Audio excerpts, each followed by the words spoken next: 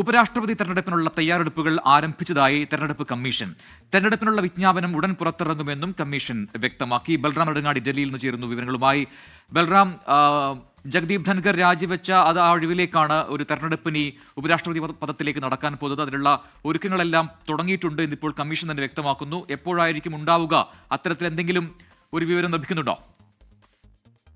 പ്രജിൻ, ഉപരാഷ്ട്രപതി ജഗ്ദീപ് ധൻഖർ അപ്രതീക്ഷിതമായി രാജിവെച്ചതിന് പിന്നാലെയാണ് ഉപരാഷ്ട്രപതി തെരഞ്ഞെടുപ്പിനായുള്ള ഒരുക്കങ്ങൾ കേന്ദ്ര തെരഞ്ഞെടുപ്പ് കമ്മീഷൻ ആരംഭിച്ചത്. ഇന്ത്യൻ ഭരണഘടനയുടെ അനുച്ഛേദം 324 പ്രകാരം തെരഞ്ഞെടുപ്പ് നടത്താൻ കമ്മീഷനെ രാഷ്ട്രപതി ചുമതലപ്പെടുത്തിയിരുന്നു.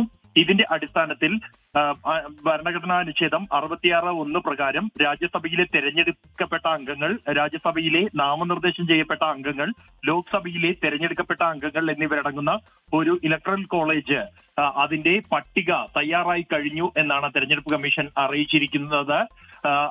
ആ ഒരു നടപടി ഇപ്പോൾ പൂർത്തിയായിരിക്കുന്നു. തുടർന്ന് ഈ പട്ടിക പ്രസിദ്ധീകരിക്കുമെന്നും തെരഞ്ഞെടുപ്പ് വിജ്ഞാപനം പുറപ്പെടുവിച്ചതിന് തൊട്ടു പിന്നാലെ തന്നെ ആ പട്ടിക പ്രസിദ്ധീകരിക്കുമെന്നും ഓരോ അംഗങ്ങൾക്കും തങ്ങളുടെ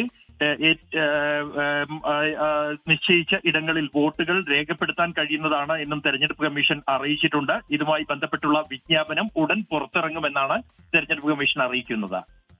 ബൽറാം നെടുങ്ങാടിയാണ് വിവരങ്ങൾ നൽകിയത് ഡൽഹിയിൽ നിന്ന്. ലോകത്തെവിടെയായാലും ഏത് സമയത്തും 24 വാർത്തകളും ഓഗ്മെന്റഡ് റിയാലിറ്റി പാക്കേജുകളും എക്സ്പ്ലെയിനറുകളും വിശദമായി കാണാൻ ഞങ്ങളുടെ യൂട്യൂബ് ചാനൽ നിങ്ങൾക്ക് സബ്സ്ക്രൈബ് ചെയ്യാം.